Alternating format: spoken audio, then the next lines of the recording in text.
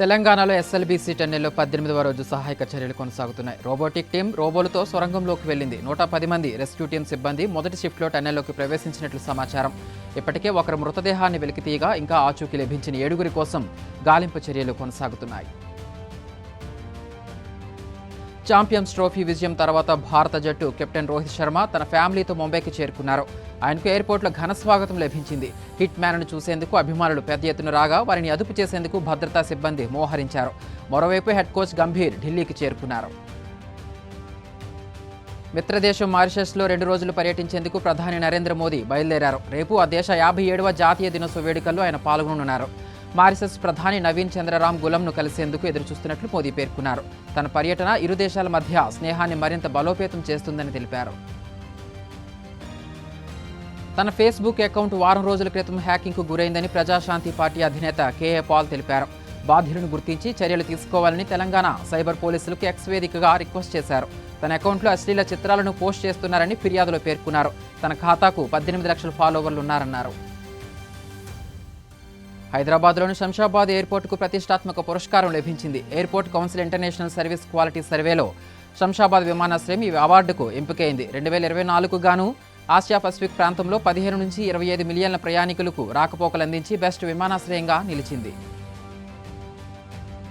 తెలంగాణలో కాంగ్రెస్ పాలనలో హిందూ ఆలయాలు, హిందువులపై దాడులు జరుగుతున్నాయని బీజేపీ తెలంగాణ విమర్శించింది. నిన్న హైదరాబాద్లోని గాంధీనగర్లో 2 ఆగంతకులు శివాలయంలో దొంగతనానికి పాల్పడిన వీడియోను షేర్ చేసింది. అయినా రేవంత్ ప్రభుత్వం ఇప్పటివరకు ఒక్క కేసును దర్యాప్తు చేసి పరిష్కరించలేదని దుయ్యబట్టింది. ఛాంపియన్స్ ట్రోఫీ గెలిచిన ఆనందంలో ఉన్న జడేజా తాజాగా చెన్నై సూపర్ కింగ్స్ జట్టులో చేరారు. పుష్ప మ్యూజిక్ డైలాగ్తో అల్లు అర్జున్ స్టైల్లో ఎంట్రీ ఇచ్చారు. జడ్డు అంటే పేరు కాదు బ్రాండ్ అని జడేజా చెప్పిన డైలాగ్ వీడియోను చెన్నై టీం ట్వీట్ చేసింది. ఈ నెల 22 నుంచి ఐపీఎల్ ప్రారంభం కానుండగా చెన్నై జట్టు ఇప్పటికే ప్రాక్టీస్ మొదలుపెట్టింది. కదులుతున్న రైలు కిటికీ పట్టుకుని వేలాడుతూ ఓ యువకుడు ప్రమాదకర స్టంట్ చేశాడు. ఆ తర్వాత రైలు వేగం తగ్గాక నేలపై దిగబోయి వెనక్కి పడిపోయాడు. ఈ ఘటన యూపీలోని కాస్గంజ్, కాన్పూర్ స్టేషన్ల మధ్య జరిగింది. దీనిపై స్పందించిన పోలీసు ఉన్నతాధికారులు యువకుడిపై చర్యలకు ఆదేశించారు. ప్రపంచ కుబేరుడు ఎలాన్ మస్క్ ఊహించని షాక్ తగిలింది. అమెరికా వ్యాప్తంగా టెస్లా కార్లు, డీలర్షిప్స్, షోరూములపై వీకెండ్లో దాడులు జరిగాయి. కార్లు, షాపులను తగలబెట్టిన ఆందోళనకారులు ఆస్తులను ధ్వంసం చేశారు. ట్రంప్ పాలక వర్గంలో మస్క్ జోక్యం, డోజ్ నుంచి తీసుకుంటున్న నిర్ణయాలను నిరసిస్తూ డెమోక్రాట్స్, ఎన్జీఓలే ఈ విధ్వంసానికి పాల్పడినట్లు తెలుస్తోంది.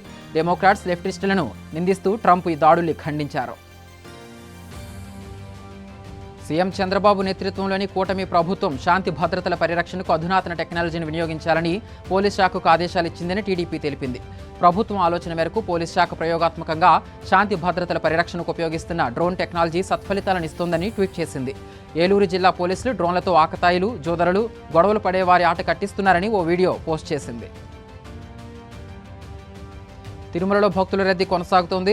టోకెన్లు లేని భక్తులకు శ్రీవారి సర్వదర్శనానికి 12 గంటల సమయం పడుతోంది. మరోవైపు వైకుంఠం క్యూ కాంప్లెక్స్లోని 13 కంపార్ట్మెంట్లలో భక్తులు వేచి ఉన్నారు. నిన్న శ్రీవారిని 69,746 మంది దర్శించుకోగా 23,649 మంది తలనీలాలు సమర్పించారు. హుండీ ఆదాయం 4.27 కోట్లు వచ్చినట్లు టీటీడీ అధికారులు వెల్లడించారు. విజయనగరం జిల్లా గంట్యాడ మండలం కొటారిబిల్లి జంక్షన్కు చెందిన జగదీష్ అనే యువకుడు స్థానిక మామిడి తోటలో మంగళవారం ఉదయం శవమై కనిపించాడు.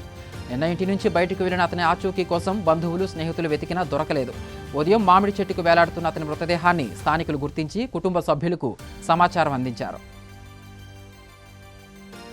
విజయనగరం జిల్లా రాజం శ్రీ పోలిపల్లి పైడితల్లి అమ్మవారి జాతరలో సోమవారం రాత్రి ఏర్పాటు చేసిన వివిధ సాంస్కృతిక కార్యక్రమాలు అలరించాయి.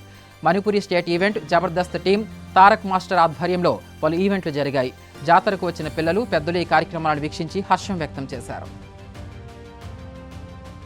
విజయనగరం జిల్లా నెల్లిమల్ల మండలంలోని శ్రీ వాసవి కన్యకా పరమేశ్వరి ఆలయ విగ్రహ ప్రతిష్ఠ వేడుకలు వైభవంగా సోమవారం ప్రారంభమయ్యాయి. వేద పండితులు ఆధ్వర్యంలో భక్తులు హోమాగ్ని ప్రతిష్ఠ, అష్టదిగ్బలి, నీరాజన మంత్ర పుష్పాలతో పూజలు చేశారు.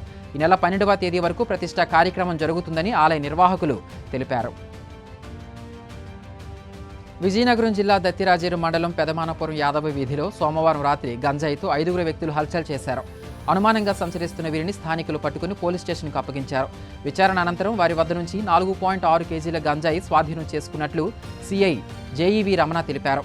పట్టుబడ్డ వీరిలో 2 మైనర్లు ఉన్నట్లు వెల్లడించారు. మిగతా 3 రిమాండ్కు తరలించామన్నారు.